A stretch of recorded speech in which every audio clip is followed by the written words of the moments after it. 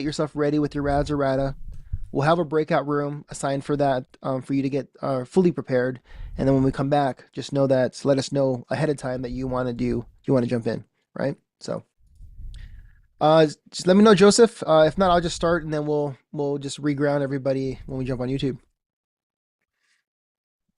Cool. All right, we'll do that then. We're good to All go. right. Are you good to go? Yeah, go for it. Are we? Okay, I'm gonna record to the cloud here. Recording in progress. And welcome everybody to the arena. It is Wednesday, October 30th, 2024, and we're so excited to have a conversation with you folks today. All right, I wanted to just greet everybody again as we were off the recording and off live. I was just saying hi to everybody. Scott questioned my manhood because I'm not able to weather low degree weather, but it's okay. It's okay. I have a high self-esteem. Scott. All right, here we go. So I'm gonna share my screen here and jump into the slides. The chat is open. If it's your first time on the arena, let me know so I can just make sure I know that, right, and share appropriately. So here we go, and that's for the people in the Zoom chat here, right? If you're part of the arena, we're here on the Zoom chat talking. You can interact with us. You can be part of the conversation. If you're here on YouTube live, you're just watching and you're kind of just being a what do you call it, hanging out in the stands, which is fine too, right? You have the arena, people participating inside of it, and those watching from the stands as the people who participate in the arena participate. So welcome. So some quick slides here. Again, we're so excited for you to be here. It doesn't appear to have any new people in this session, so what I'm going to do is blaze through this first portion for us and just set some expectations, right? Here at the Guardian Academy, we have several different events, several different webinars, several different calls that we host. This call, the arena, oops, excuse me there, I clicked too fast. This call, the arena, is different in its context. Okay, we get very specific about language. We hold your feet to the fire when you participate. It's a bit fast-paced. The conversations are more direct, and we strive to be concise. And the reason for that is it's your life, right? For those of you participating who jump into the arena, you're here because you want something, and we don't take that lightly. All right? We may also do what we call a pattern interrupt. If you're sharing on the arena and we start to notice a pattern in your language, we might just stop you in the middle of it to break that pattern and have you be present in the moment of what's occurring. So it may seem like it's interrupting as in like just cutting you off, but it's really a pattern interrupt and breaking those neural pathways that are normally formed over and over again to get to a different result. All right, so there you go. Now, I will say this, don't mistake being nice for being kind. Here in the arena, we strive to be kind. So we want to be direct and give you what it is, the feedback is necessary to help you get what it is you want. Being nice would be just being more concerned about your feelings. And we don't want to do that. We want to be concerned about what it is you want to create in your life and get that for you. Okay. So how to create maximum value during the arena? Participate and risk. Those two things. Participate as in step into the arena, participate in the chat, participate in the breakout rooms. And risk meaning risk not knowing, risk possibly being wrong, risk just saying something when you're asked a question and see what comes out. I feel that, I know for myself anyway, when I get into group situations, I want to appear like I have the right answers. When really the value comes in from exploring and discovering what the other answers are out there, despite what I think if my answer is right or wrong. I will say also, do not discount your contribution to the call, right? Any little bit of contribution you may give, maybe that little bit of push to topple the conversation into another direction that we all gain value from. So please feel free to participate and give your contribution. Now you're on this call too. I just want to reiterate, you're on this call because you want to create value. You're not here just to hang out and this is a fun time on Wednesday. It may be a fun time, right? Though you want value out of your life and you want something different. And so we're here to help you create that. And effective questions. Back to what I mentioned earlier about us being kind, not nice. If we find your question is not being effective in generating what you're looking for, we may question that. And that's okay. Does it make you wrong? We're just looking to help you be more concise, right, with what it is you're looking for. There's something called knowledge of versus knowledge about. Knowledge about is, hey, I know about what it takes to make a car go 7 seconds down the quarter mile on a racetrack, but knowledge of, I've never done it, right? So here in the arena, it's not just about what you know about a certain thing. We want to help strive for you to gain the knowledge of what it is you're looking for. And that'll make sense here in a second. Okay. You guys follow me so far? Give me a thumbs up. If you guys are, looks good. Yes, awesome. Andrea says in the chat, I listened to the last two call replay to the last call replays, and the value I got was spot on, helping with my current issues. That's awesome. That's awesome. I love that. We do have replays in the arena back office. So for those of you who are arena members, check that out. If you're not a member of the arena, become one. Right? I'm sure there's somewhere in the chat or somewhere in the description we'll put for a way for you to become a member of the arena. Okay, now the format of the arena is this, and it's really pretty simple. It's RADS or RADA, source of your idea, right? Which R stands for resource. What's the source of your idea? You know, what did you learn? What did you discover? Where was it from? Action is what I did from what I discovered about that source. So like I learned a resource. What did I learn about that, right? And then what action did I take? What action did I take from that source being gathered? The discovery is, I know it's kind of weird because discovery is in two places, but discovery is what happened from the action that you took, right? From the implementation. And then finally, the share, or the S stands for share, and the A stands for ask. After you give those three things, RAD, you either say, I'm just sharing, and these are my discoveries, value for the rest of the community, or my ask is, I'm looking to solve this thing. I have some constraints. I have some things that arose, some thoughts around that. Excuse me. So that's the format of RADS or RADA. Okay. Joseph, anything you'd like to add there, my friend, to any of the conversation, or you good? All right. Joseph is also one of the co-hosts of this call. So I call on him from time to time when I see he is not paying attention or I'm not available and I want him to talk and say something. I'm playing. He's always paying attention. Well, you've also caught me juggling windows with this live stream. He's Hello, also everyone running the who's tech for the watching. live stream for YouTube That's Live. what's going on. So for those of you watching YouTube Live, thank Joseph. He's doing a great job. So appreciate Joseph. Okay. And so we're going to get into our breakout rooms, right? We're going to dive right in and we apply. Now, the arena isn't designed to be passive. So I assume if you're on here, you're going to participate. I know some of you have your cameras off, and that's fine. But I will ask in this breakout room, contribute to the rest of your fellow breakout room members. Okay. Oh, Scott asks, can someone share the Zoom link for this call so I can share with a member that can't get in?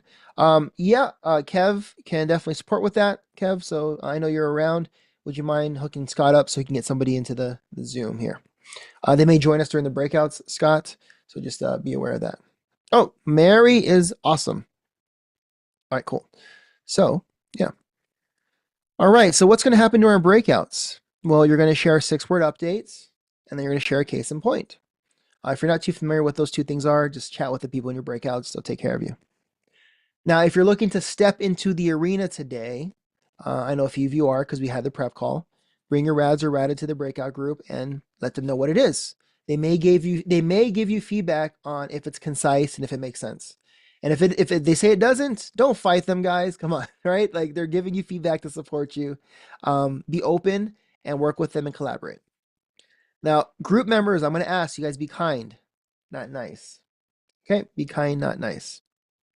And our breakout rooms, I think we can do, you want to do 20 minutes, Joseph? What do you think about that? 20 minutes? Okay. So I'm going to leave this up on the screen for you folks to take a quick screenshot of. Most of you already got this. But I'm going to go ahead and build the breakout rooms here to get us going. And there's going to be, let's see here. Cool. Hey, what's up, Christina? Let me go ahead and create these rooms. Hi, Yeah. I'm Hello. fine. Thank you. How are you? Good, good. Thanks for asking. I like it. So we're about to start the breakout rooms here in a moment, Christina. You'll get caught up with the rest of your folks that are inside. But just give me a second as I do these rooms here. Give me 1 second. A few folks I need to co-host. Take it out. You guys get to see me live troubleshoot a breakout room. Okay, recreate here and boom. Awesome. Let me see who's in these rooms. And do this. Oh, we have hold on 1 second. Apologies, folks. as I'm finishing these rooms, just make sure you go ahead and start to think about what it is you want to share and what your 6-word update is. All right, cool. Got the rooms locked in, and I will move this person here. All right. Cool. So the rooms are going to be open for 20 minutes. Spend some time conversating and chatting.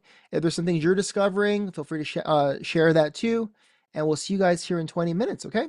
For those of you on the YouTube live, just hang tight while I get these folks into a breakout. So here we go. Breakout rooms are opening, and I'm going to stop sharing here in a moment. Okay, so stop sharing. So what I'm going to do here is I'm going to pause the recording for the arena to have that arena recording be clean, and then we'll have the conversation for YouTube Live. Recording stopped. All right, Joseph. Here we are.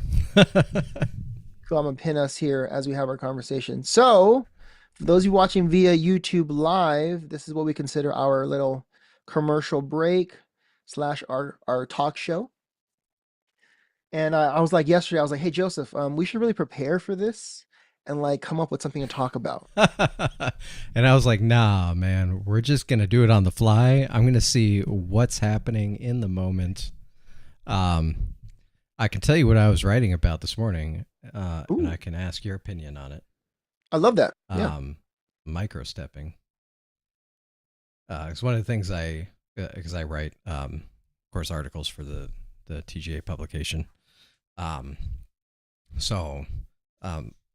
I'm like coming up with ideas for that, a lot of the times I'm going through like whatever's in my mind or in my experience, and what did Nick say? Microstepping, not to be confused with microdosing. Yes. So yeah, a lot of times I'm going through like what's going through my mind, and what often happens is I'll have some like concept that I'm juggling with, or I'm seeing other people juggling with, and then I'll start writing on it, and I'll find all of the many different threads, and then realize, oh, we don't actually have some base content about that on TGA. And I'm like, we talk about microstepping all the time. Like we use that concept, and it's talked about in different things.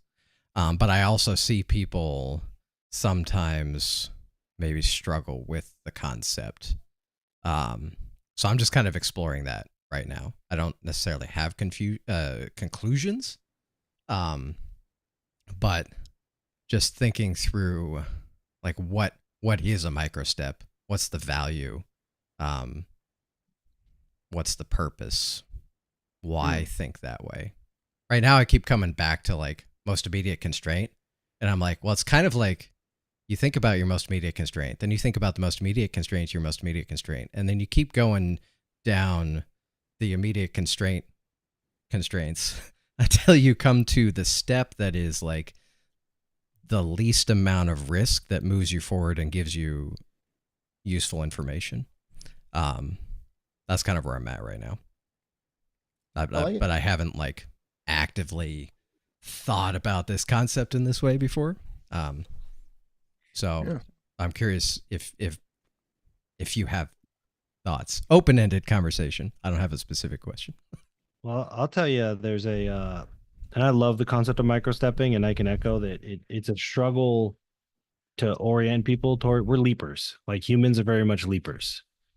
And we have this weird guilt and shame around, like I got to make a lot of progress really fast. And so that just kind of like encourages okay, well, it's like when you look back and you took all these big bets, and after like 10 years, you're like, man, if I would have just let this money compound somewhere, I'd have a lot more of it. That's like it's kind of what micro stepping is. It's like if you just compound the micro steps. So you think of it as or I think of it as something simple, like you might say, what's the next step? And, oh, well, next step is to build a house.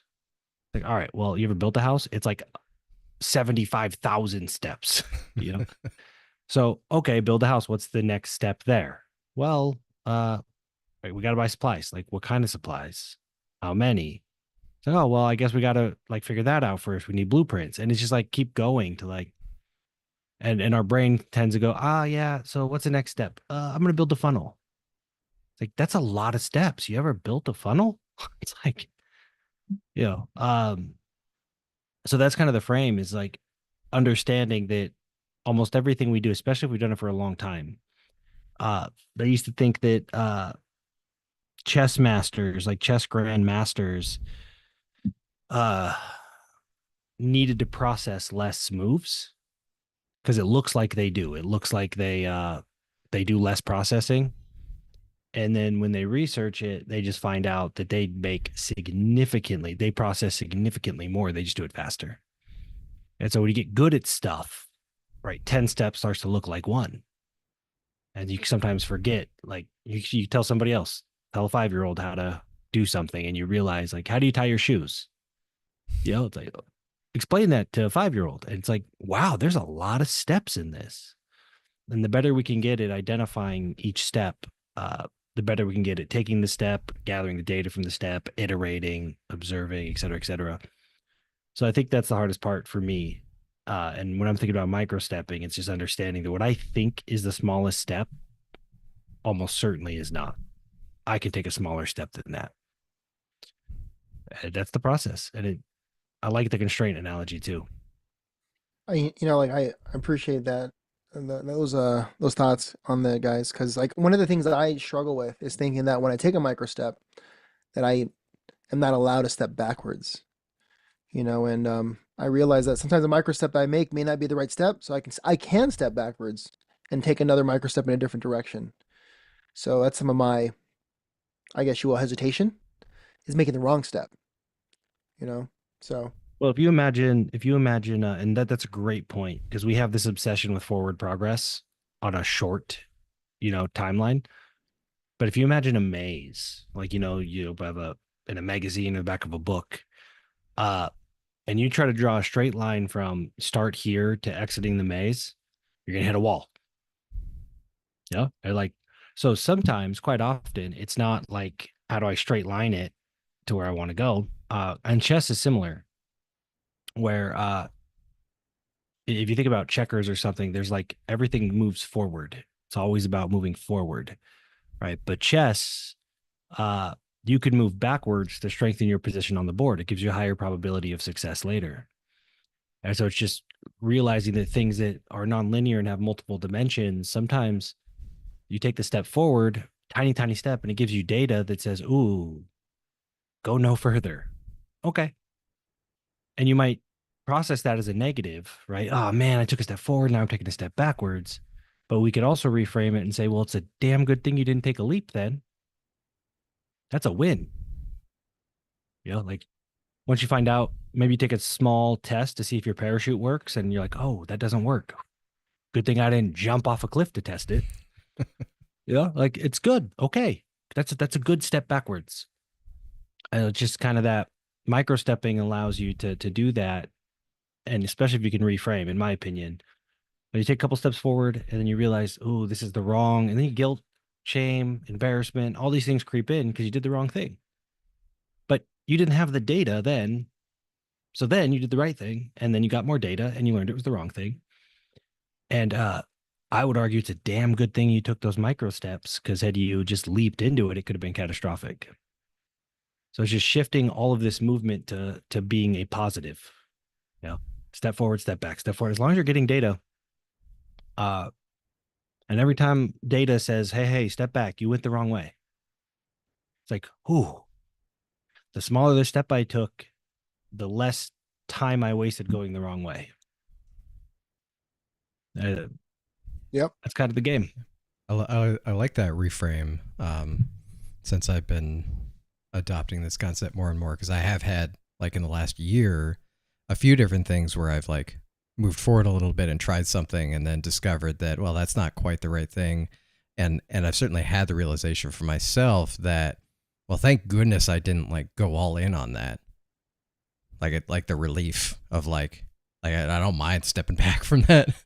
I'm just glad I'm not so down the road that I'm stuck in that thing now, That's That's a good what's super perspective. dangerous, and I just kind of jumped on here impromptu, so I apologize.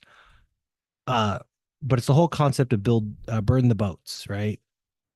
Or like if you want to take the island, burn the boats. And people use it like as long as you have a chance of retreating, you're not going to go all in. And so you burn the boats and you take the island or you die. And like, first of all, it's really stupid to put yourself in a position where one of the options is dying. Uh, Second of all, there's context missing. And you guys probably heard me say this before, but when Cortez said on that trip, he was told if you come back without taking that island, you will all be put to death. So had he not burned the boats and they retreated, it was certain death. And that's a very important piece of the story is they actually chose the least risky option because, retreating would be certain death for everyone. So the lesson, in my opinion, is not burn the boats, like if retreating, hey, look, if you can't take the island, you guys just come back, we'll regroup. If that was an option, that would have been the best option. No, but it wasn't. And most of the time when we take a step and, we're like, oh, we got to step back, we're not facing certain death. And it's just the smartest thing to do is to retreat. We're just trying to get the highest probability of the outcome that we want. So I think the whole rhetoric around burn the boats, like, I'm not sure. I'm not, unless having access to the boats puts you in a position that is life threatening. Maybe you keep them there. Maybe you step foot on the island. You're like, yep, this island's not what we thought it was. Let's get out of here. That's okay. How would so I love that because that context is important. How would for someone like myself who's a process person, like break that story down into like process? So you have an objective. These are the variables. Like what would that look like, Nick? Do you know? Some version of like expectancy score, expected value, which is the same with money. When we're talking about investing, we'll typically say like expectancy score, expected value, um, which is or you can just process at risk probability. So, okay, I've been tasked to do this thing, or I'm thinking about doing this thing. Um, what is the worst case scenario if I don't succeed? And then what is the worst case scenario if I do go forward and things go horribly? Uh, and this is from theory of constraints. Generally speaking, if certain death or a high probability of death is one of the variables, you don't pick that one.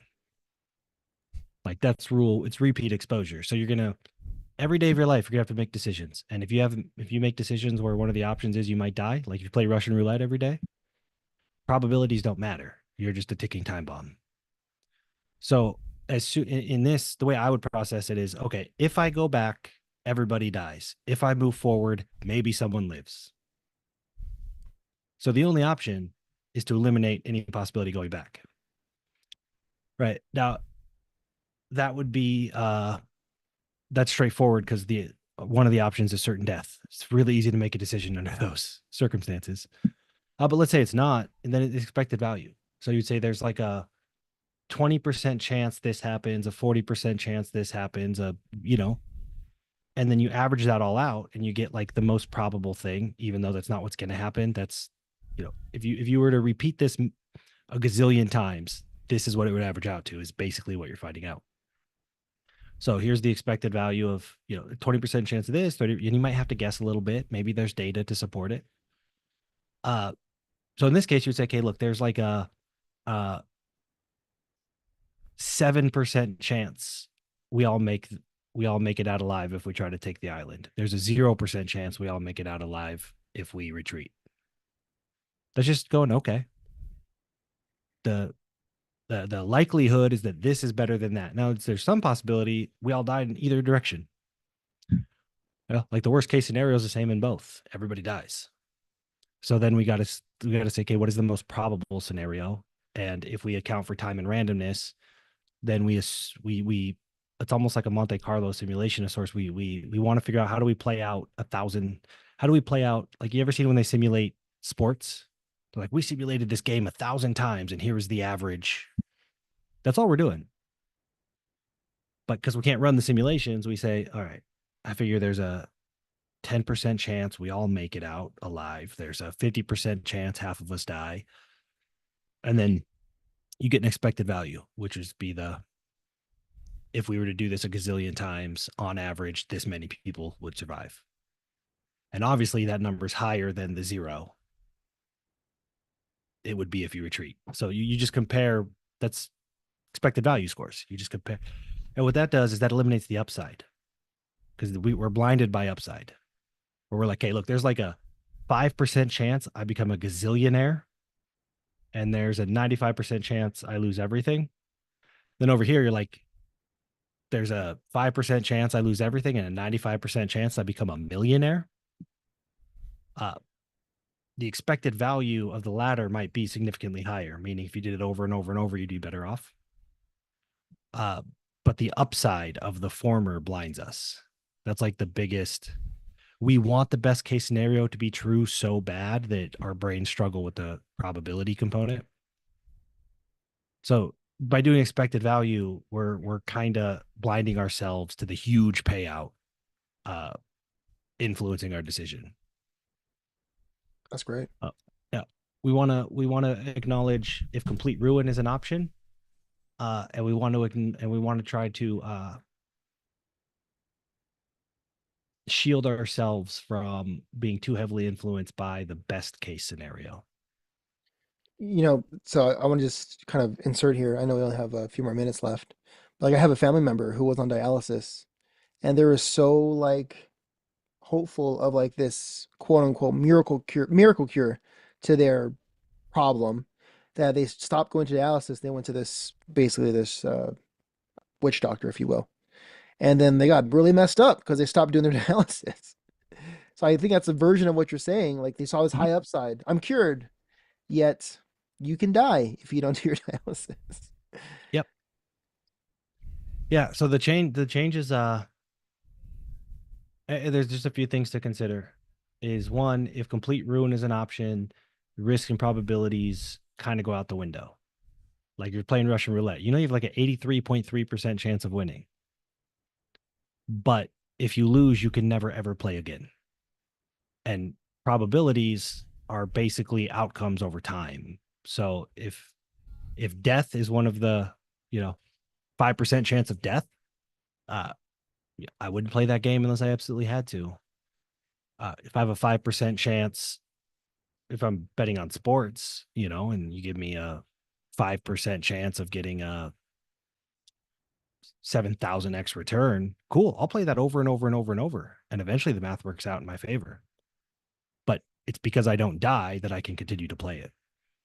So yeah, repeat exposure is the thing. So, and it's tricky. It's tricky when you're something like dialysis. It's almost like complete ruin or death is right around the corner anyway. So, there's like desperation, all that stuff. Yep. So yeah, smallest step possible. I love the concept of micro steps. I have to work on it all the time. Like, I look back and like, I took too big of a step. This could have been faster, smoother, more efficient. I could have wasted less time had I taken a smaller step. It never ends.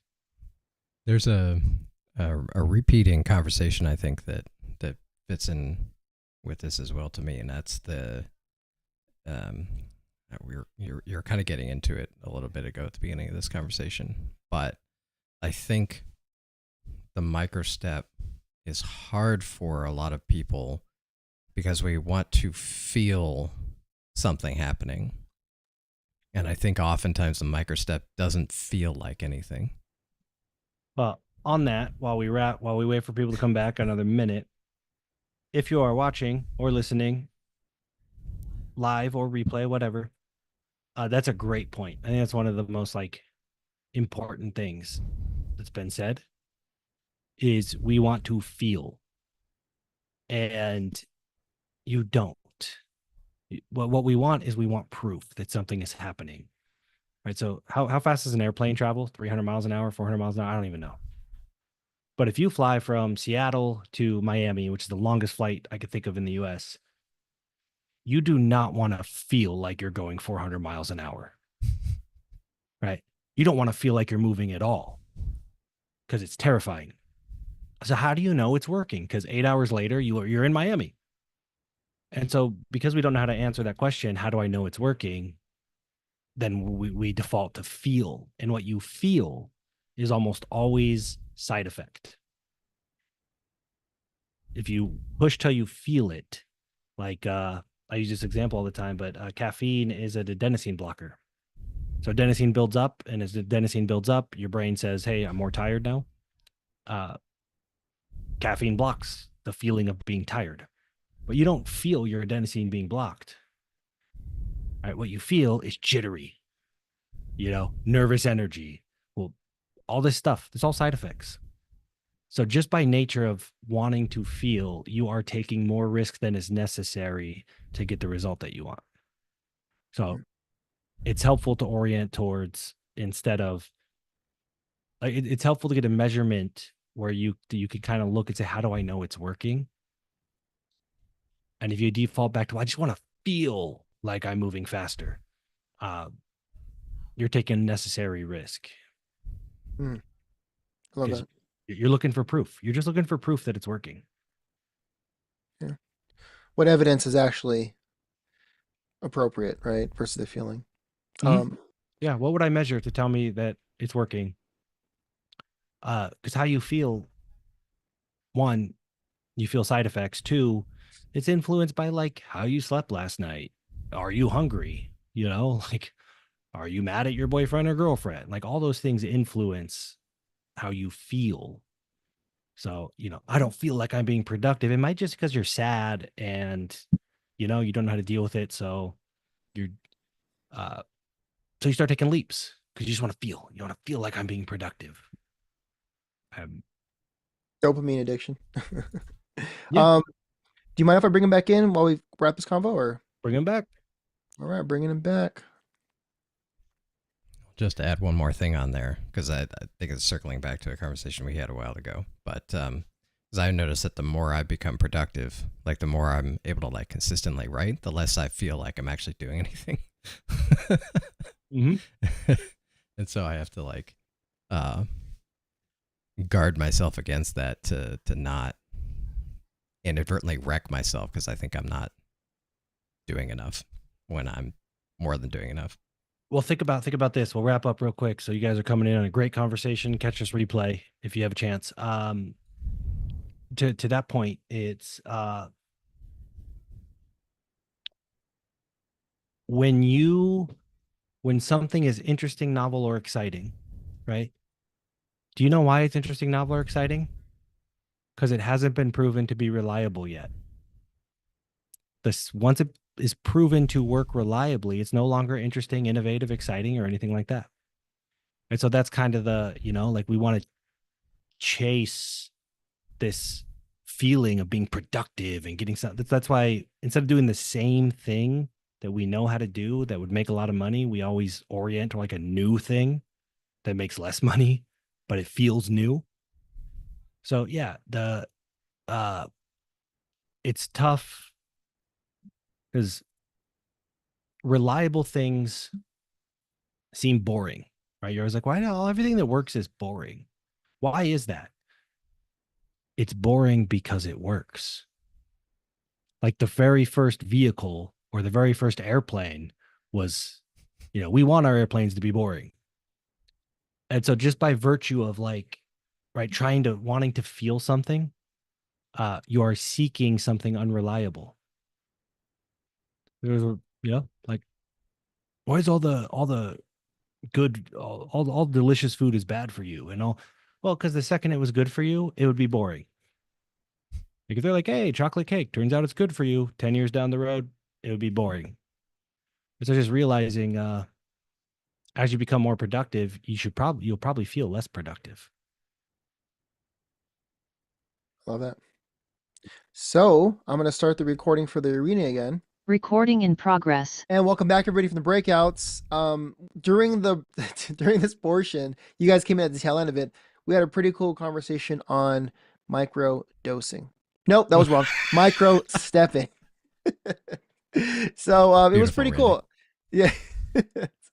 So Joseph, for those of you watching who didn't get to see it, it's on YouTube Live. I think Joseph will get the link to Kevin and we can get it out to you folks if you don't know where it is. But feel free to check that out. It's think already on TGA. Ooh, perfect, perfect. I'm gonna remove my spotlight here. All right, so awesome. And so you said it's inside of TGA, Joseph. Yeah. If you just if you go to the Substack, in the arena section, you'll see the post for this. Awesome, great, sweet, cool. So and it was really cool. Joseph talked about micro stepping, and the concepts around that. Nick brought up some great examples, and we talked about how to apply it in real day life, our real day life, everyday real life. So check it out, right?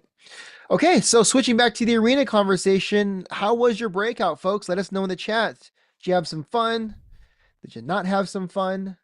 Were you nice? Were you kind? Let us know inside of the chat. Great, Emma says. Big fun, Scott says. That's great. Love that. All right, cool. I'm sure. Great, Christina says. Awesome. Thank you. Thank you. Okay. Awesome feedback as usual. That's awesome. Awesome feedback is awesome. All right, Joseph, so I'm going to jump in here into the slide deck and let's see. Resource, source of ID, resource, action, discovery, share, / ask. Now, my friends, it is time to step into the arena. So I'm going to ask that you raise your hand if you are ready to step into the arena, and then we'll go ahead and do that. Ooh, look at that. I see, give me a second here with my spotlight. I see we have our first person being Emma. So Emma, we're gonna have you unmute and give us, well, walk us through your rads or rada. And I'm sure we worked on it. Oh, sorry. My bad. My bad, Emma. I saw the wrong spot. Christina, we're asking Christina first. That's what it was. Christina, my bad, Emma. You'll be next. Christina, rads or rada, if you are ready. Rada. Yeah. Rada. So, Okay, cool. So the resource is engaging the field handbook. My 6 words update, I will start with that one, is dull, distracted, and not engaging the field. That's how I found myself to be. And the resource was the engaging the field handbook. The action taken was identifying my most immediate constraint. The discovery is that I find that I'm not having enough conversation with the right people. I'm a chemistry tutor and I'm marketing to parents, which should get me the students which I'm working with.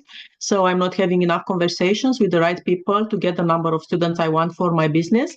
Considering that I'm working 100% online with students across the world, and I hate being on social media. I'm a very introvert person. And I love actually spending my time working with students, doing chemistry, so I can help them instead of creating social media content. And my ask is, now that I have this realization, how do I move forward so I can get more conversation with the right parents to get more students in a way that works and suits me, that will work for me. All right, so let's recap. Love that, Christina. So resource, engage in the field handbook. And the principle, the source of the idea there that you learned was the idea around what's the constraints, right? What's your next constraint? So the action you took was to identify your constraint. Yes. Right? Okay, so then based on the action you took, you identified your constraint was what again? Was that I'm not having enough conversations with the right parents so that I can get the number of students I want for my business to look the way I want. Okay, so you discovered that conversations or the amount of conversations is leading you to not have the amount of students that you'd like. So you identified basically your constraints are, I need to have more conversations. I'm not having enough conversations. Yes. Joseph, feel free to jump in. Nick, feel free to jump in. Okay, and so now your ask is, and correct me if I'm wrong here, your ask is, how do I get more conversations? Yes. Being online and given that social media is actually my weak spot and I actually not doing enough of that. So probably this would be probably one of the reasons I'm not having enough conversations. Cool. Joseph, you want to go for it? Yeah, I can start jumping in here. So one of the things we do to figure this out, you're kind of you're asking like a more question. Is fresh on my mind because wrote about it just recently. That's one of those points that kind of it's kind of like a flag where I go, okay, I'm asking for more of something. Now this is an opportunity where prompts might be useful. So we have a few prompts in TGA, and one of them that is particularly useful in this case is the rearview mirror. So the first place I recommend starting, and I have a feeling where this will go, but we should start here anyway. The first place to start is the rearview mirror, which is to look back and see what you've done in the past that has worked. So what have you done before to have conversations with the right people? Yeah, I did some more social media content, but I cannot sustain that. I mean, no, it's not that I cannot, but I feel that it never was something that I could sustain because I just not sticking to that, creating social media content. So this was one way. And another way was that I was getting a lot of referrals from other tutors, from parents. But at some point now I'm working with some parents, which, for example, they feel ashamed to say to others that their child is getting tutoring. And therefore they don't recommend me. So these were like actually the two best sources for me, referrals from other tutors and parents and social media. Yeah, this was what it worked for me. Because we were chatting about this on the prep call last week. I remember you talking about doing some stuff in person before. Yes. And that is maybe not effective now, but I'm curious if you can elaborate on what that was for you. Yeah, before I was living in another country and I was doing the tutoring in person. Now in the country where I'm living, there is not needed for that. I mean, students don't want to learn. They just are satisfied with the passing grade. I'm in the Netherlands, and that's a very specific, very different system than other countries. Therefore, my students now are from the United States and from international education, where they need to get a good grade so that they can get accepted into the top colleges and universities. So I'm exclusively online now. Okay. So the challenge then is, how do you find the conversations with the right people in a way that works for you online, and that is hopefully not not going deep in on social media. I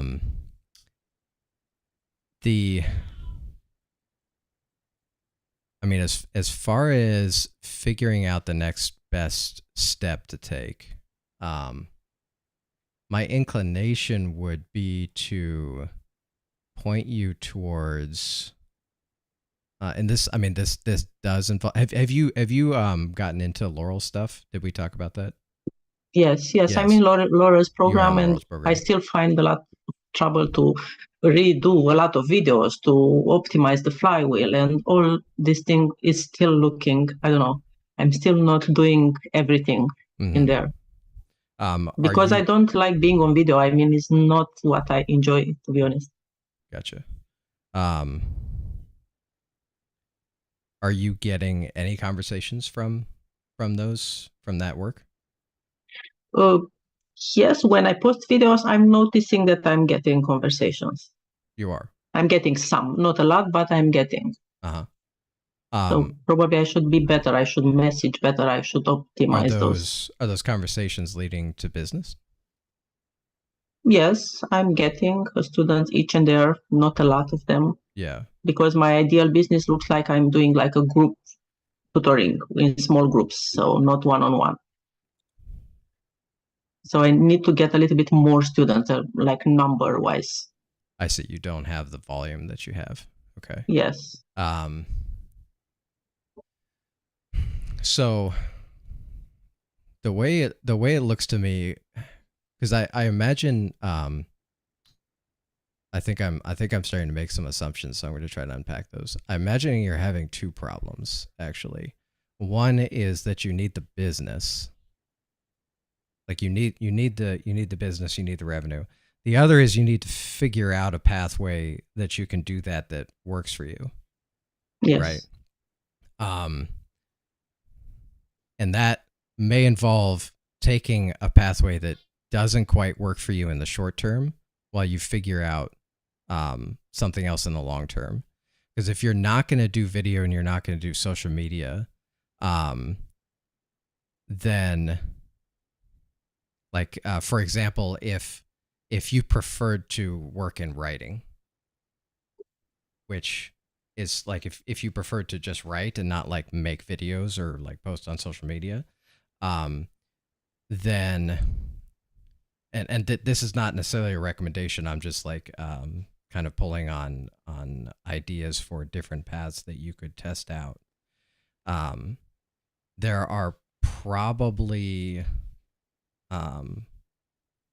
publications and or other businesses that have the attention of the people that you want to speak with. Okay. And another route that might be effective is establishing relationships with those people. Like partnerships, like collaborations, you mean? Simul and Joseph, do you mind if I jump in? Oh, please do. So I'm gonna get this down even to a tighter, like micro step. And I agree with everything Joseph said. And remember, you can run multiple tracks at once. So you can do these things simultaneously. Because if I remember your question correctly, you said I'm not having enough calls with the right kind of people. Yes. There's two variables that we need to get clear on that you may need to go do homework. Are you not having enough calls, period? Or are you having plenty of calls, but it's not made up of the right people? Those are two different things to solve for. Not enough calls. Okay. So then everything Joseph is saying applies perfectly, is we're trying to increase call volume. And then the next step after that would be, once you solve that, we try to increase the quality of, the percentage of qualified people. So I just wanted to pull it back and get granular so people can see, if it's very possible to say I'm talking to people all day long, but they're the wrong it's people. not like that. Yeah, no, it's not that. I really don't have enough calls. Perfect. Then everything, all the assumptions that were made are correct. So for those of you that don't know, part of the arena is we try to challenge the assumptions. I saw Joseph doing it. So Joseph, go ahead and pick it back up.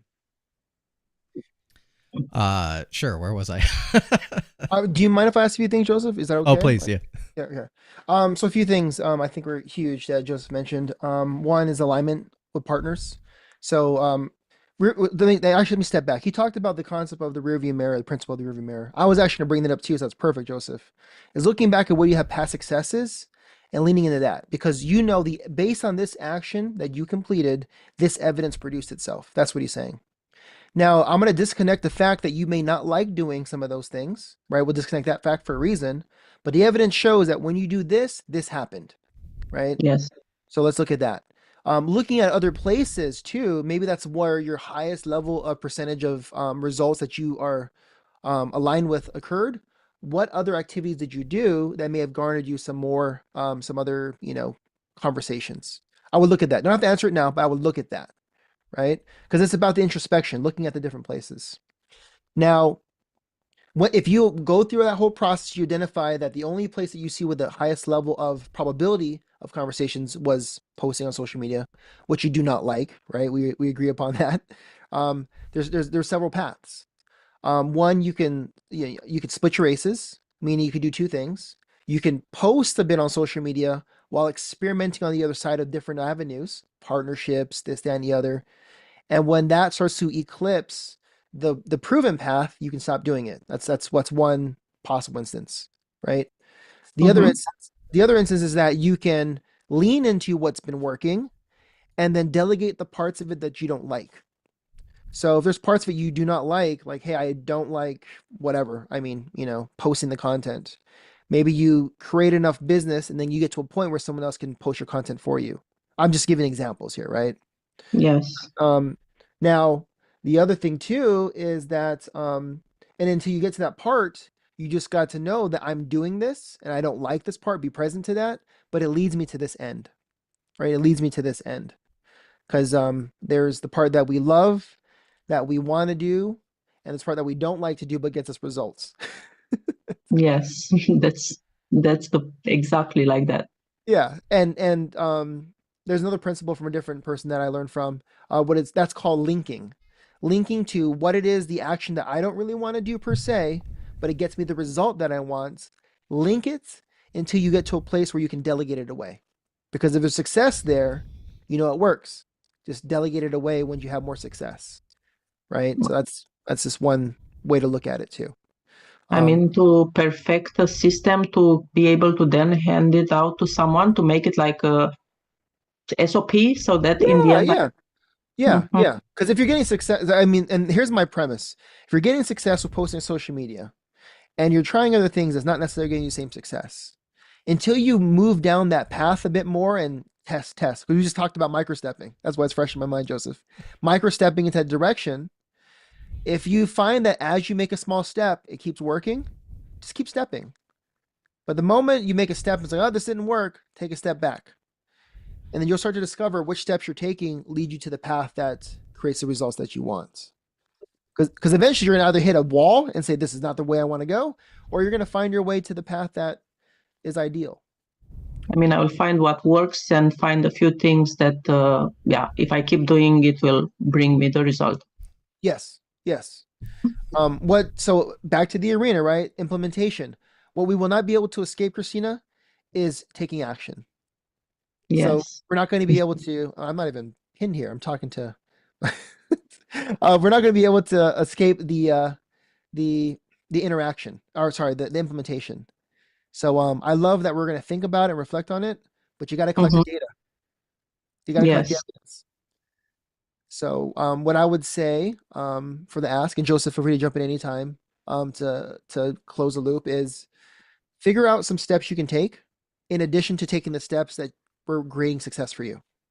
Which I know that have worked, and doing those again, and adding some other things, and after some time figure out which one I like and actually work, and keep doing those. Yes. Refining and delegating possibly some things that work and I totally hate. So yeah. Yes. That was another point.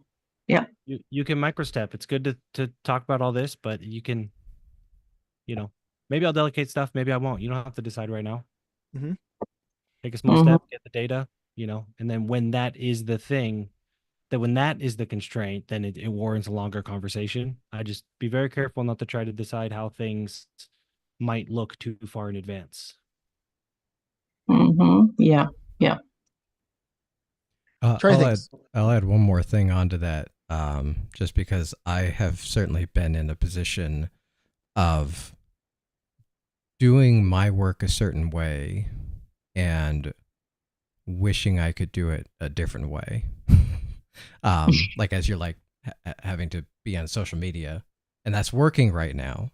The one perspective I would add on to there is and I think raise the floor is the closest aspect to it, but and you were basically saying this, Randy, but you got something that works, and so I would advise personally, like keeping the thing that works going because it's working and it's giving you data, while you explore other things,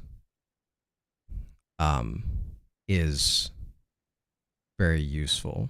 I've definitely made the mistake in the past of being like, oh, I don't like doing this, so I'm going to try something else, even though the thing I was doing was giving me data and stuff that was useful in the moment. So like keeping that going and not necessarily trying to create something new and big, but just trying to add a little bit to either find the different or better path that might work for you. Or maybe in that, as you keep going, maybe you do find a route with social media that works. As you're saying, maybe you do decide to delegate and you figure out that works well for you. And then you can be hands off and still get the benefit of it. So microstep and just a little bit forward. But don't give up the ground that you have that's working. Yes, because I think that it will be very hard to get clients all over the world without doing social media, which is not something that I enjoy. Particularly, I enjoy chemistry, but this is maybe I should just put 1 hour a day where I'm still working on social media and keep being consistent and see how this and really measuring exactly how much of the results I'm getting from that. And if it gets easier, and if I'm creating a system that I can keep going. And then along the side, if you're looking for other paths that aren't social media, of which there are, because you just need conversations with the right people, and if you can find those connections through different areas, maybe that like ends up working out better partnerships for you. or being on podcast to some other people who have my audience, maybe. Yeah, that's an interesting thought. Yeah. Like I like making relationships with people who have relationships with the people I want to be talking to. And it's kind of like, I guess that's a version of networking and referrals and that sort of thing. But, like coming from, like I come from a heavily email focused background. And so like a lot of people, I'm going off on a little tangent, but for a perspective on this, a lot of people want to build an email list by running advertisements to lead generation to an email list. And sometimes the easiest thing to do is go make a relationship with someone else who has an email list of people who are my people I want to talk to, and send an email to their people. Like there are sometimes like shorter and more direct routes to the people I want to speak with, I guess is what I'm saying. So I'm putting that out there so that you can kind of doodle on that. Don't like try to solve it, like open loop, let it sit and percolate and think about the routes to the people that you want to talk to. And that might like show up to you in a moment. Yeah, that's a great idea to establish some collaboration with people who have my audience so that I can then either maybe have a live together or a podcast or send this kind of email so that I can get access in the way that I help their audience also, because they might be, for example, doing college prep or I don't know, something like that, college admissions, and they also need my chemistry, for example, if they want to go into medicine. So that would be a win-win. So yeah, that are some great ideas which I will implement. Awesome. That I cannot skip implementation. I cannot skip taking action and collecting the data. That's right. Yeah. Yeah. Thank you so much. Thank you so much for the great ideas. Thank you for coming on, Christina. Let us know, okay, Christina? Let us know how it goes as you and then come on for another arena. Okay. Yes. Thank you. All right. So Joseph, any other closing thoughts on that, or you okay? No, I think that's great. All right, sweet. Let us bring up Emma. What's up, Emma?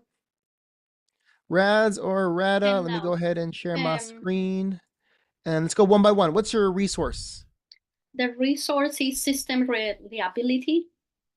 System reliability. Okay. Yes. And then what did you do based on what you learned about system reliability? What was your action? Oh, yeah. So the action is I'm taking action on doing the 90-day video suggested by Laurel. And I'm using system reliability to make these videos.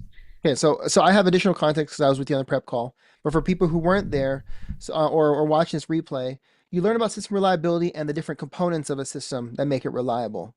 And you shared with us that you felt the place that you could be that you can make more reliable was what? Remember what you shared? Oh yeah, I said that things that are more reliable are the things that I use, like for example the light, the computer, the internet, and I'm the less reliable. So then my discover is that I run into the problem of being consistent. Got it. So then the question that I have is, how do I make myself more reliable and be more consistent in doing these 90-day videos? That's my question. Got it. So through the action of system reliability and discovering what in your system was the most reliable to the least reliable, you discovered that you were the aspect that was the least reliable of the system based on consistency, right? Yes. That's what you're gonna, okay, got it. And so from you, what you're gonna take from that is like, action moving forward was you're going to create 90 days worth of videos. And so your ask is how to be most consistent in doing Yes. that. Is that what you're saying? Yes. How to increase your reliability? Okay. Yes. Awesome. Awesome. So I'm I have a, a question on that, go ahead. Emma. Can I'm not sure quite how to word this. As you're making the videos in your plan for the 90 days, what are you finding that you aren't consistent with in that process and those goals? Are there goals you're not meeting? Okay, so the thing is that I'm also running into, I want to get clients. So then I have to do the videos. I'm doing also trying to get phone calls, calling the people. So then I see that if I put the video first, I know that videos is slow, is the steps are going to be, I mean, the speed is going to be slow. So then I want to do something that is more, that I could get customers faster. So then I tend to put videos, then it's not my priority, the videos, but then I know that I have to do it because that's the way I'm creating trust. So then, since she says that it's a 90-day video, so then I want to do 90-day video, even though I'm thinking that I should I'm just gonna cut you off, Emma, for a Uh-huh. second. I'm gonna cut you off. Results often harsh, always fair. So I say that because what are the results? Are you doing the 90-day videos? I'm doing the videos, and I'm publishing like maybe 3 or 4 videos per week. All right, so is it 90 days of a video every single day? Yes, that's what Okay. she suggests, because I'm not getting, I put the videos and I'm no, it's not okay. getting any answers at all, and I know that's fine. No, hold on. So we're gonna lead a conversation here. I'm stopping you because I want to stop the pattern of explanation, right? So the program is 90 days worth of videos in 90 days. Is that correct? Yes. So you told me you did 3 days of video so far. How many days have you been doing this? I have been working on this for a few weeks. Okay, so let's say 3 weeks. So that would be roughly 21 videos worth because 3 weeks, one video a Yes. day. So you did 3 so far. So the results are you don't want to do 90 videos in 90 days because how do I know that? And I didn't. I got lost there. No. What, So how do what I Randy know? is what Randy is pointing out is that if we look at our behavior, like if you just look at your behavior over the last month, your behavior is not matching, like what you're doing is not matching what you're saying you're gonna do. Right? You say you want to do a video a day, but you're not. The reasons for that not important at the moment, just for like coming to this understanding. And when your behavior doesn't match what you say you're going to do, you have 2 choices. You either change your behavior or you change what you say you're going to do. Personally, I like to change what I'm going to do to start off with, because it's very, very hard to change your behavior. And then alongside that, what I also hear, like I hear a conflict coming from you in what you say you want to do. How do I put this? Like I feel like there's a conflict in that you feel like you need to do these 90 videos in 90 days. But it feels like you're also struggling with the need to have revenue and more clients now. And so it feels to me, just based off what you're saying, that you have that you're kind of splitting your focus and your attention, trying to do more in a day than you are capable of doing, Yes. which is okay. Like, I think it's like we all get to that point and it's like identifying when that is happening and then figuring out what needs to change. How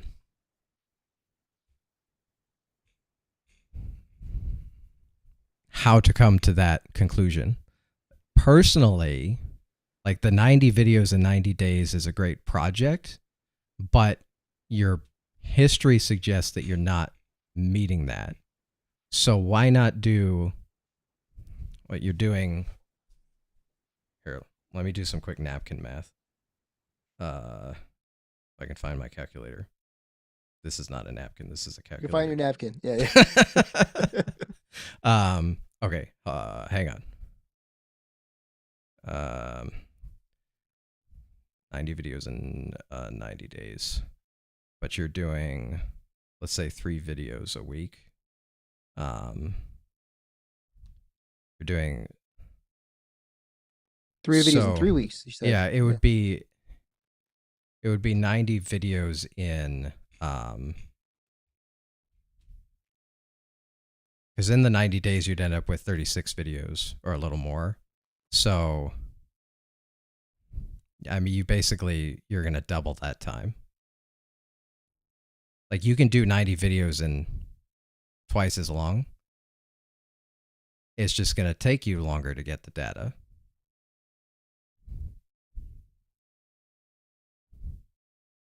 But I think there's maybe a bigger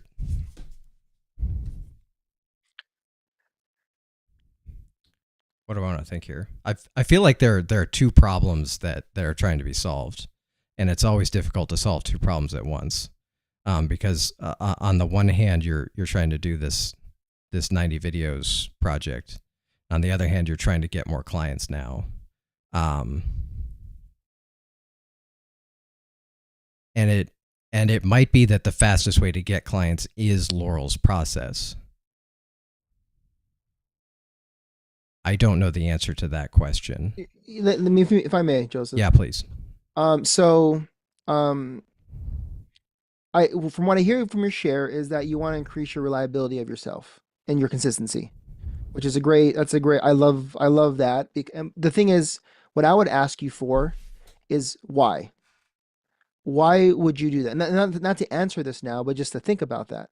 Why do I want to increase my reliability or my consistency?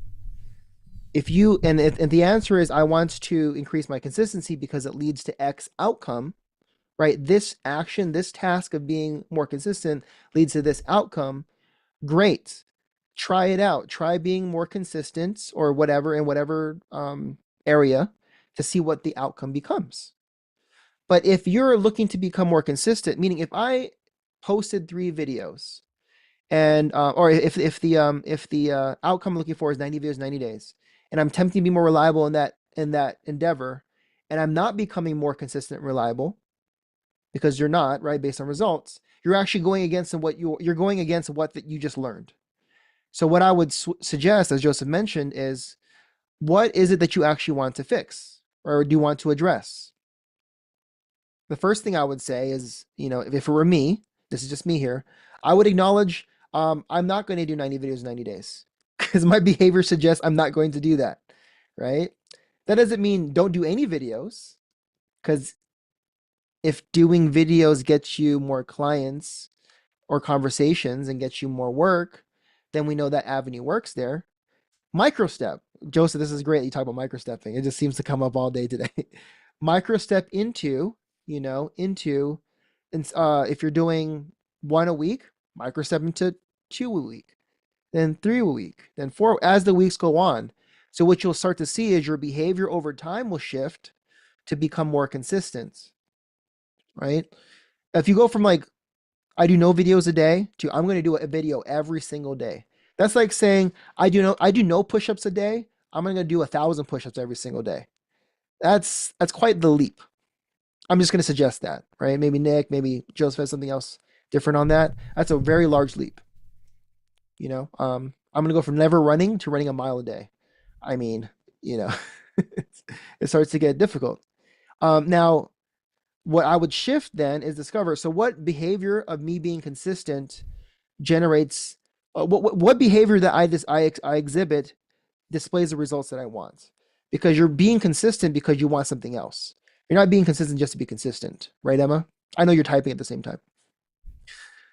You want to increase your Yeah, consistency. You want to increase your consistency to get what? Let's get clear on that first. To get what? to get clients, To get clients. And you want to get clients to get more whatever. money. Yeah, more money. So what, go ahead, Nick. I know Nick's about to jump in here. Money. That's all. Okay, thanks, Nick. So what behaviors get you more clients? Let me ask you that. What have you noticed got you more clients? No, I haven't had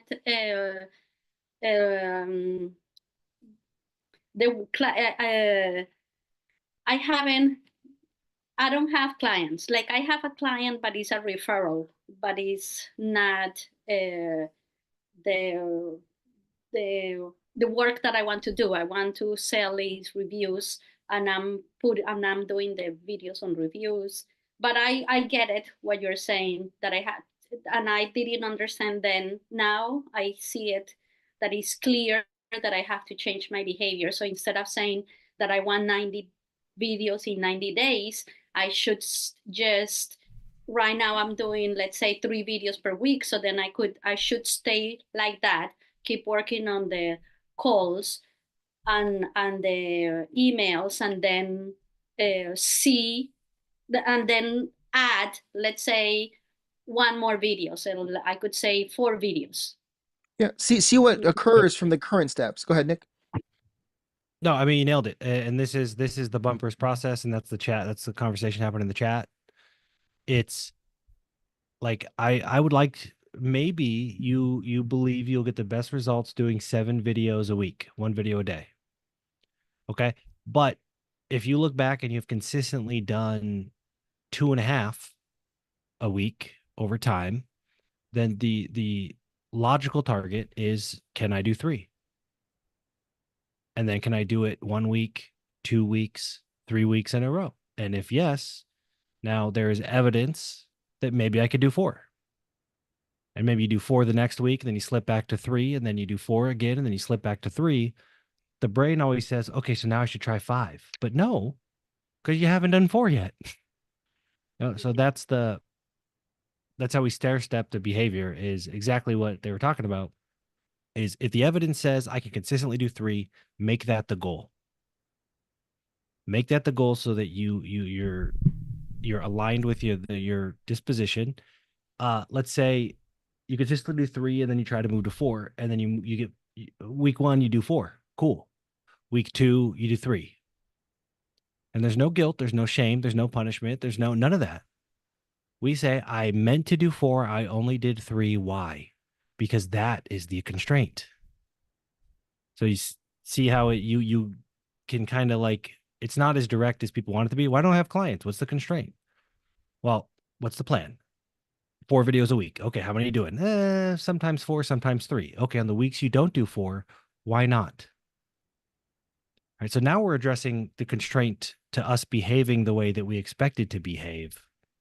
Because if we don't behave the way we expect to behave, it's nonsensical to expect the outcome that we expected. All right, so hopefully that makes sense. It's not, oh, dang it, I said I'd do 4. I suck. I got to try harder. It's like, why didn't you do 4? Well, XYZ happened. Okay, well, is XYZ going to happen again? Yeah, potentially. Okay, so how can we prevent that from getting that 4th video done? All right, so we start with the constraint, and then as you see over time, it actually becomes, generally our behavior becomes the constraint is in, the most immediate constraint is in our own behavior. Like, I was going to do 20 phone calls and I only did 15. Okay, no problem. Why didn't you do those other 5? Well, my kid got sick. I had to go pick him up from school. Okay, well, that's a real thing, and that's going to happen again. So how can we plan around that? So you see how we're like planning around reality instead of trying to make reality match some dream world that seems ideal? So that's kind of the process. If you're doing 3 a week, do it again, and then do it again. And then if you feel like you got it down, aim for 4. And if you can't do 4, the question is not what's wrong with me or the question is why. Is there a constraint that's obvious? Is it your scheduling? Are you a time optimist? Are you thinking you'll have more time than you will? Then you address that, right? And then another thing pops up, you address that. And that's the process that's kind of being explained in the chat as well. Love it. Thank you, Nick. All right, Emma, Thank was you. that helpful? Yes, very helpful. Now I really have my mind clear on how to work on that. Awesome. All right, chew on that and get back to us, okay? I love it. Okay, thank you. Thank you. Joseph, any closing thoughts on that part, or you okay? No, that's great. All right, sweet. Andrea, what's up? Bringing you up here. I'm gonna go ahead and put this thing on the screen. All right, resource. What was your resource? Okay, quick first six-word update. Go okay. inwards. Go inwards before moving forward fast. The resource is a last arena call with Laurel that was without Laurel, where I had a conversation with Nick about me struggling to know in which direction business-wise I should go, because I feel not aligned with what I'm doing at the moment.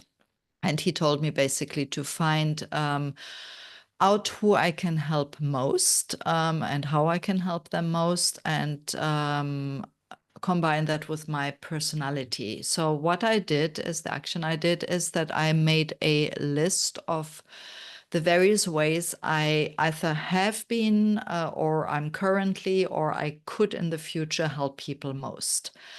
And I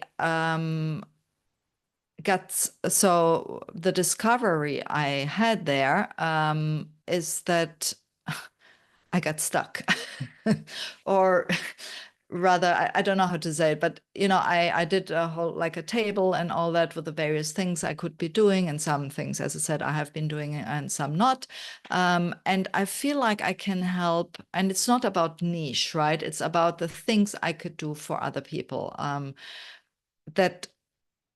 Like I help people to lose 50 pounds, for example, as a nutrition coach, which is part of my business.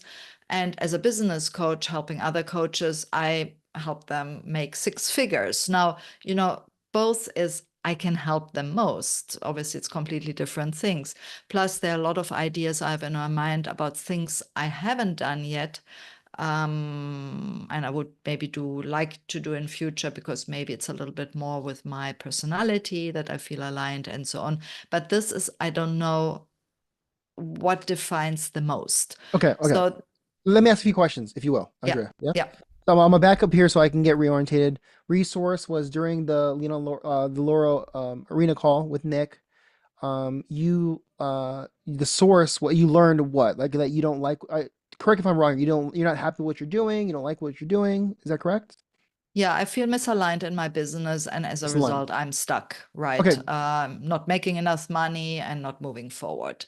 Okay, so that was it. That was the resource. So what action did you take? And a resource of that is you started making a list of things that you could do to serve people, if you will, services. Yes. Okay. And then through making that list, what knowledge did you gain through making the list from performing that action? What occurred?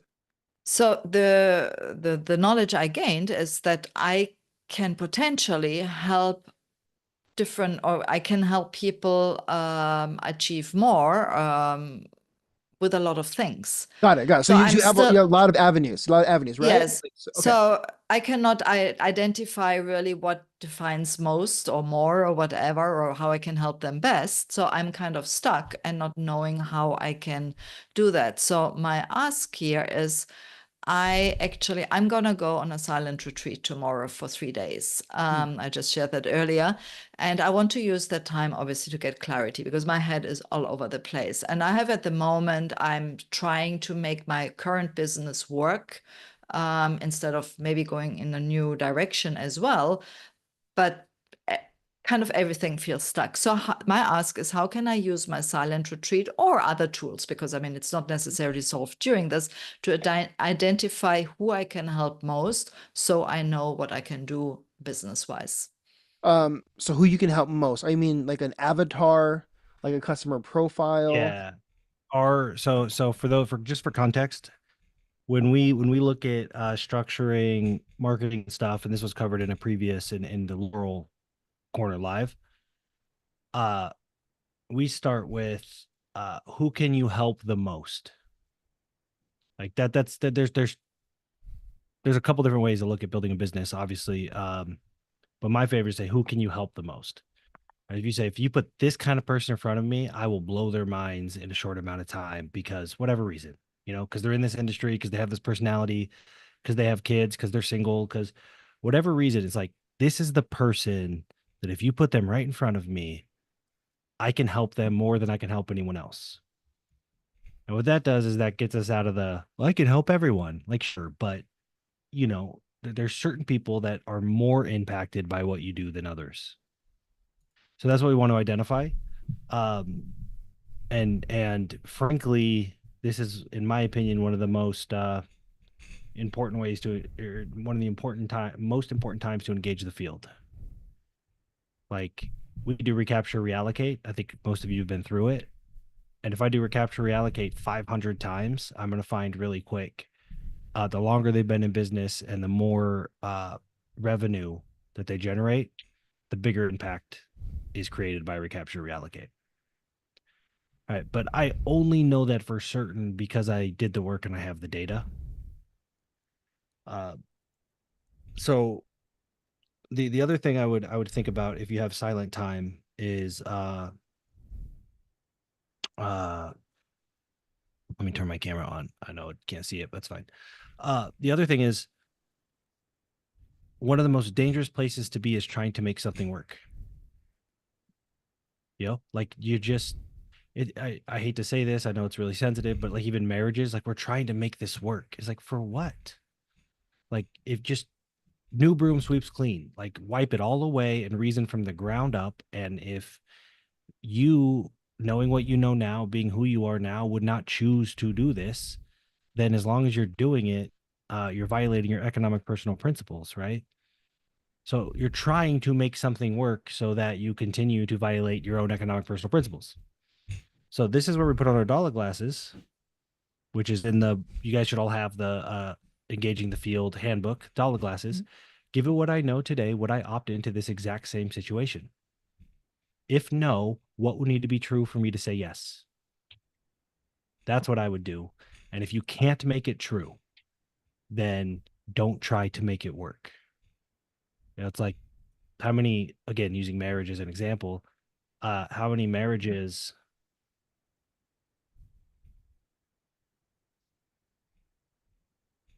oh,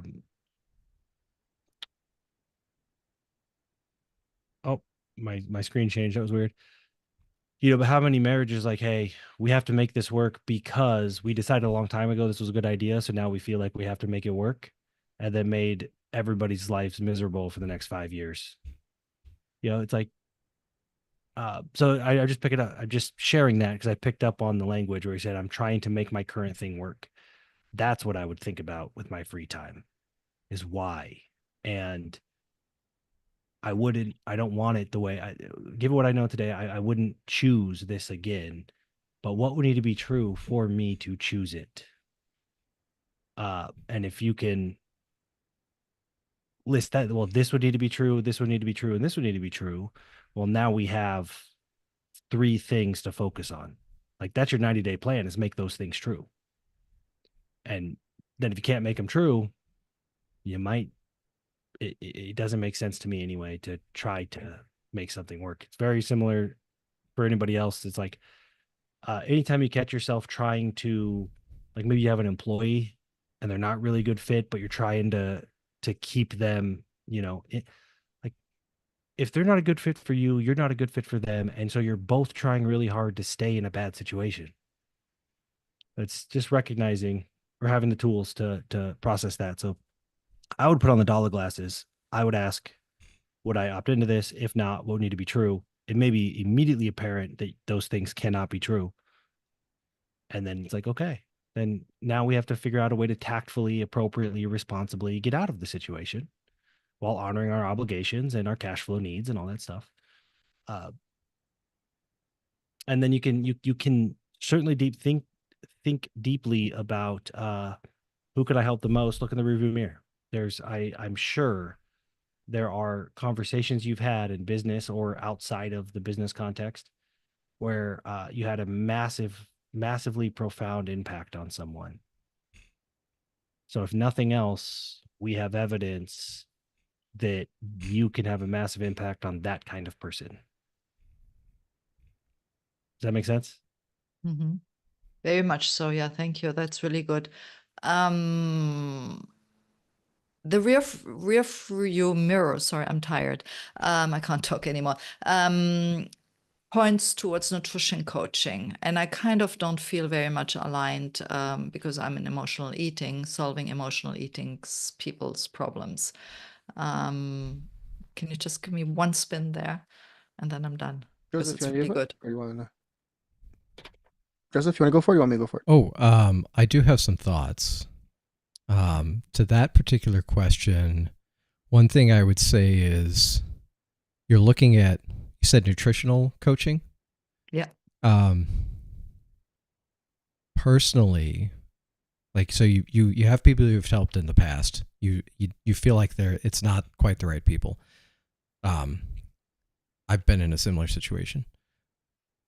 Personally, I would recommend thinking very deeply about who those people are, like to the core of, like, fundamentally why you're able to help them and what about those people you're able to help, because there might be a thread in there that fits a lot of other people that can help guide you forward. Like, there's something about them that you were able to help them well. That doesn't necessarily have to be a nutrition thing. So that's what I would think about. Mm-hmm. is kind of maybe just think deeply on that. The other thing, I have a thought for your quiet retreat. Mm-hmm. And this might not work, might not be your temperament, or like, but this is what I would do were I in your shoes. Right now, before it, think very, very deeply about all of these questions, all of these thoughts, all these ideas, all the people I want to help, could help, have helped. Like, I would just try to think very deeply about absolutely everything. And then when I get to the retreat, I would let it go. And I would not think about it. And when the thoughts came, I would let them go. And I would just keep letting them go. And, like, intentionally keeping the loop open, not trying to solve anything during the whole retreat. And then when I got back, kind of let things come back to me and write about it. That would be my approach. It's almost like an extended inbox. Yeah, very good tip. I agree. Thank you. Cool. Good. You good, Andrea? Thank you. Amazing, as usual. Let us know how it goes after the retreat, okay? Oh, Nick, go ahead. I'm just going to add a tiny bit for everybody here, because I've had this conversation, different versions of this conversation. When you think about who you can help most, more than likely, before you got into business or when you first got into business, many people get into business because they realize that they can help someone with something, and they get into business and they start worrying about, how do I collect money? How much do I charge? How do I market? How do I sell? And they kind of forget what attracted them to being where they're at to begin with.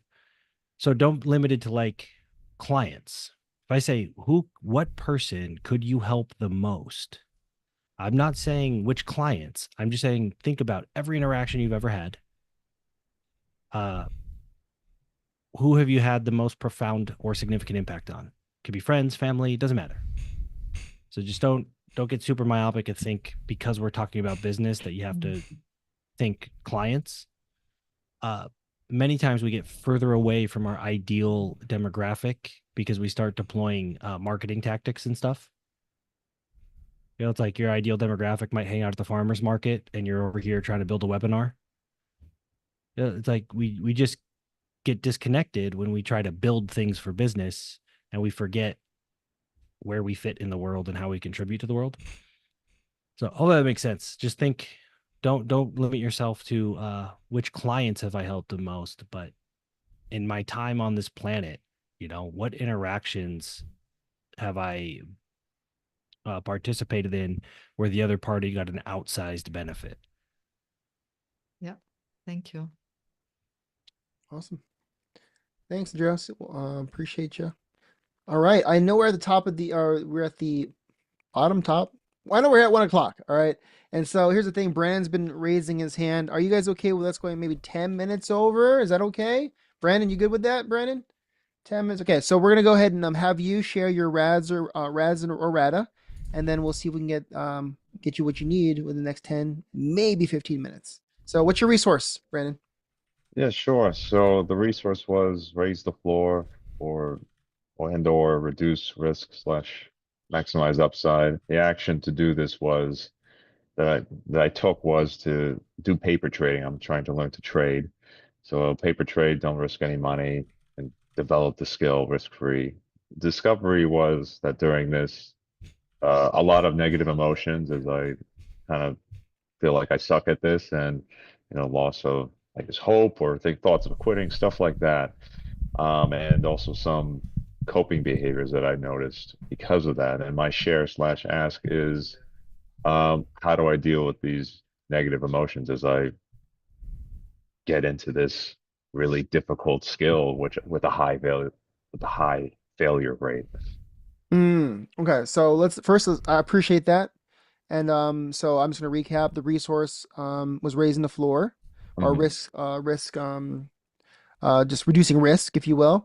So Mhm. instead of trading your real money, you paper traded, and Mhm. based on paper trading, you discovered that you had some emotions that occurred even with fake money. Mhm. Is that fair? Okay. Yeah. So you're asking, is that, and I'm making a bit of a leap here, correct me if I'm wrong, is that when you start trading with real money, or maybe even with your paper money, how do you mitigate or address the emotions that are coming up as a result of you trading? Is that correct? Yeah. So, and even further before that, how do I avoid quitting long How do you avoid before quitting? the the training bears fruit? Okay. So how I look at that is that so with ads, and even Nick mentioned this in the chat, initially what you're paying for or what you're utilizing money for when you're doing things of this nature, in my opinion, is data, right? And like there's a crypto mastermind that I remember being a part of, that they'd say just do a small bet, point, 1 ETH or whatever, see what happens, see what pans out. Don't go all in right away. And so if make small bets in it, right? Like then you can start to collect data on what the action or the evidence that becomes as a result of that action, right? So if you're like, I don't want to quit, well, what would cause you to quit would be the question. That's what I would ask myself. If I'm looking to avoid quitting, what would cause me to quit? And answer that question. Take some self-reflection. It could be, whatever it is, right? Go ahead. You have something you want to address? No, that makes sense. And I guess uh, one thing I noticed was the behavior was to do busy work that gives the appearance of productivity, but to avoid. I mean, the thing I know I need to do next is define the setup so that I can then back test it. But I guess that's scary in my mind because, to quote maybe Nick, I'm defining failure at that point. If I back test it, it doesn't work. Well, then a lot of, I, But uh, there are certain emotions that do not live together, right? And I believe this is the most powerful state of all. So to answer your question, which is a great question, and like just the fact that you paper traded with no stakes to get data and then recognize your own emotion puts you a million times, like you're a million miles ahead of everybody else trading. So the process is appropriate. Now the outcome is going to be what it is: time, randomness, luck, skill, all combined into who knows what. hmm. But just know that, in my opinion, that's like one of the best arena cases we've heard. Because you said, I took a micro step. I didn't even do the real thing. I didn't even know how I would feel watching the fake thing. So great micro step. You cannot be curious. And so the mistakes that are made when trading are being in a place, being not sober, right? Like you're not in a state of sobriety. You're fearful or greedy. And when you're greedy, you don't quit soon enough. And when you're fearful, you might quit too soon because it's scary. You cannot be simultaneously curious and fearful at the same time. So if you can start to practice instead of, oh, I'm afraid this won't work, I wonder what will happen. My research says if I do this, this should happen. That's my hypothesis. Let's see if it does. I wonder if it will work for me right now. Huh, it didn't. Why? You know, so if you can practice becoming curious, your curiosity killed the cat, but it keeps you in a state of sobriety too, because you're trying to figure out what's going on versus being overly fearful or greedy where your decision-making process is skewed. So I would fight like hell to try to shift into curiosity and build a system where it's like, so I did this, and if I back test it, it should look like this. Let's see. Oh, it did. Huh. Cool. Or it didn't. But why? Not, shit, this sucks. But it's like, that's interesting. Something's missing. What is it? I followed this instruction. I followed these instructions to a T. Are they missing something? Like, so that's my general recommendation is can we shift into curiosity? You get a better worst case scenario as well, because in a state of curiosity, you are absorbing your learning more effectively. Right. So the outcome might be the same, but if you pull the trigger out of greed, you're super disappointed. If you pull the trigger out of fear, you'll be super disappointed. If you pull the trigger out of curiosity, you'll probably learn something. Yeah. So even if the outcome's the same in all three, over time, coming from a place of curiosity should lead to better outcomes, if that makes sense. I see what you mean. And I definitely haven't been as curious. I guess it kind of reminds me of like scientific versus dogmatic. I kind of want this to happen because, obviously you become a trader, all these benefits, yada, yada. But that just sort of gets in the way of the process in the beginning and, well, all the time, really. So curious. Well, I want to hit the game-winning grand slam in the World Series. Right. But I don't get to choose if the bases are loaded when I come up to bat, So yeah, that's what I want. But then I got to back into, okay, what process can I control that gives me the highest probability of being ready if that random, right? Because me being in the World Series with the bases loaded is totally up to chance. However, if I can just improve my swing every day, learn to identify pitches better, whatever baseball players do, and then, I'm pretty sure if you throw me this kind of pitch, I'll hit a home run. And then you do, and I don't. It's like, why? Why did I think that? Like, what was different? What changed? What? So, right, if you say curious about the process, it's a higher probability you get what you want. And since there's no way to guarantee that you get what you want, that's kind of that's the only path that makes sense to me. So got it. Thank you. Does that make sense? Where you're like, without it's totally a doubt, cool to want a specific outcome, but we have no control. So then we back into, okay, how would I behave to have the highest probability that outcome randomly occurs for me? Yes, sir. All right. Thank you, Nick. Yeah, I definitely clears things up, and I'm going to do the thing starting tomorrow. Thank you. Yeah, and Frederick has a good point here. I'd read that. The trade. So here's the thing about strategies: they work until they don't. All of the them. meta. Yeah, the meta is constantly changing. Yeah, especially in trading. And that's not on you. The only judgment of you is how quickly you can adjust to reality. So the longer you hang on to an outdated idea, then it starts kind of becoming your fault for hanging on to outdated ideas. But when, like if you invested heavily into restaurants and then COVID hits, you can't take that as like a knock on you being stupid. Like it's a totally random thing. So yeah, you lost all your money, but at the time it was the best decision you could have made. It's a kind of remembering that poor outcomes does not mean poor individual making decisions. Doesn't even mean a poor decision. A good decision can have a poor outcome. and a really stupid ass decision can have a great outcome, and it gets very confusing. So hopefully that makes sense. I would just Yeah. process, stay curious about the process. How do you figure out the process? Well, it depends on what you want. So I think Right.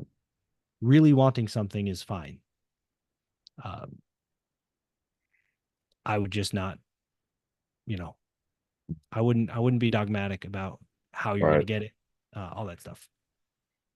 Thanks for going over time for me, guys. Appreciate it. Hey, man, you are important and deserving. So yes. So was that helpful for you, Brandon? That portion? Without a doubt. Without a doubt. I definitely feel like an emotional weight off my shoulders in a way. Cool. Now, because I have been avoiding doing those next steps for a little bit now. And but it's what needs to be done. I need to create a strategy and see if it works. That's how it works. When you find yourself, for everybody else, and I know we're going over time, but this is how I procrastinate. When you recognize an emotion, so people imagine being my girlfriend. It's hard. It was very hard for her when we started dating because I'm not super impulsive. I have my moments like everybody. And so there's like a, does Nick even experience emotions? Of course. I recognize them. Oh, there's sadness. Why am I sad? Is that even like, oh yeah, that makes sense. Oh, wow, I'm feeling scared. I'm feeling nervous. I'm feeling angry. I'm feeling greed. I'm feeling jealousy. Like, I feel all the feelings. And then it's like, can you just understand that it's okay? I don't think there are negative feelings. They're just feelings. And then you decide to feel negatively about them. But I think it's helpful to just recognize, okay, I'm scared. That's fine. We get scared sometimes, but why? Why am I scared? What am I scared of? Is that logical? Like, is a dragon gonna swoop into the window and eat me? Probably not. So you could just like, okay, it's kind of ridiculous that I'm scared of this. It's some narrative in my head, and you can just process your emotions that way. This is not a therapy session. This is get advice from professionals, all that stuff. That's what I do. Is like, oh, that's there. What the hell is that? Why is that there? Okay, is that even rational? Like, oh, I'm scared that a bunch of strangers might think I'm weird. Is that irrational? I'm like, why the fuck would I care? And you just process it instead of feeling it and then being like, oh, this is bad, and then avoiding it.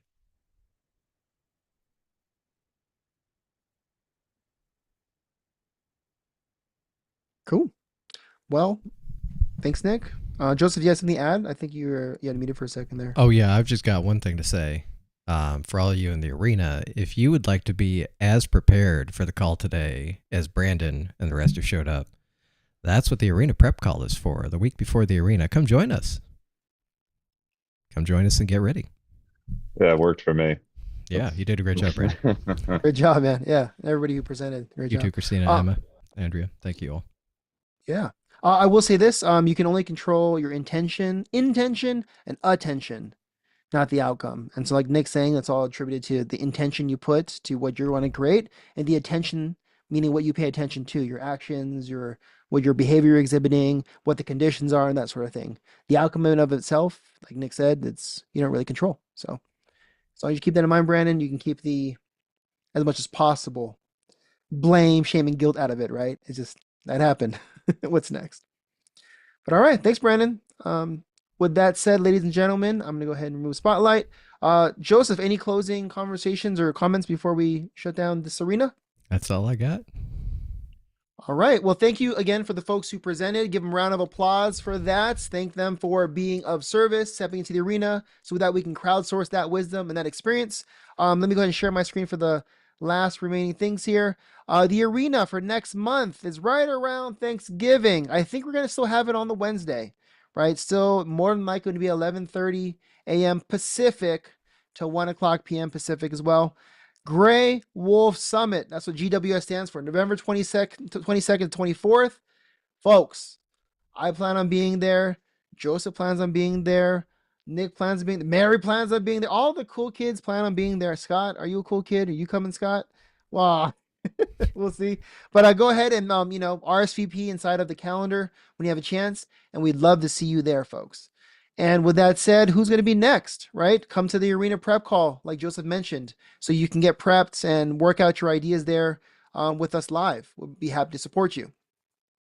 And so with that said, man, thank you for participating. Thank you for implementing. Thank you for engaging the field. We're looking forward to seeing you on the next arena prep call and the arena. Take care, everybody. We'll see you later. Bye-bye.